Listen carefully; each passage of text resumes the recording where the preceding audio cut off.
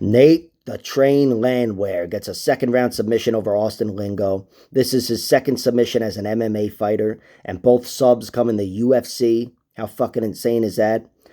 And both of them come deep into the fight, too. Second round rear naked choke here towards the end of the round, I believe, and a third round anaconda over Ludovic Klein. He is just really, really thriving in these third round, these second and third rounds, and that's because he's just got that style, Nate Landwehr. It's a style that's very conducive to a good gas tank, having cardio as your base. Nate throws these straight punches. He's relentless with them. They don't, he's not a powerful guy compared to other fighters, so he's not really exerting himself. He's not a bricked up, muscly guy either, and he's able to fight at a good pace, even though he does have the biggest biceps in the world or whatever he was saying. But he kicks ass. He's been knocked out twice in the UFC, and even that, you could argue he brings the excitement.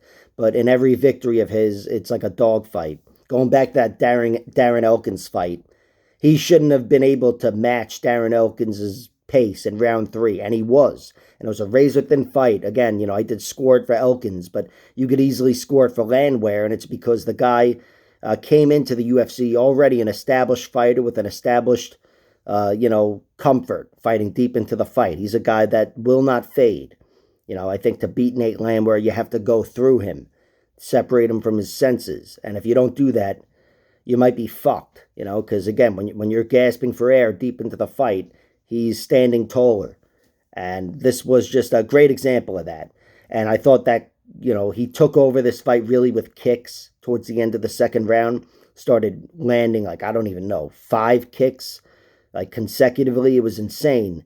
And then he ripped Austin Lingo to the mat, and it was pretty much over soon after. He hit him with a sucker punch, as he called it, which, was fucking awesome. He hit him with a short uppercut, and that kind of stunned Austin Lingo, I think, and then he laced up his neck and just got the submission victory. A beautiful, beautiful victory from Nate Landwehr, and he showed a little bit of everything in that finishing sequence. The kicks, the takedown, ground and pound, and a rear naked choke. I don't even remember if he had hooks in or whatever. I know it wasn't like your conventional jiu-jitsu victory, but he's underrated on the ground, Even a good portion of his TKO has come on the ground. Very, very good fighter, Nate Landwehr. And awesome to watch because anytime he does win, he's going to cut a promo. And the guy is must-see television, He's fucking awesome. He's stone cold Steve Austin when he's on the microphone. Oh, hell yeah. And, I just want to see the guy fight on every card.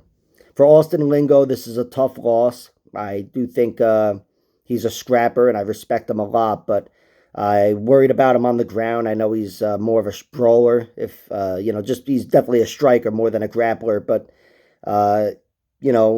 he's still got the same amount of victories submission-wise, I think, as Nate Landwehr. So it wasn't the greatest loss, no doubt about it, but he'll be back, I'm sure. Like, share, subscribe, all that horseshit. Check out my other videos.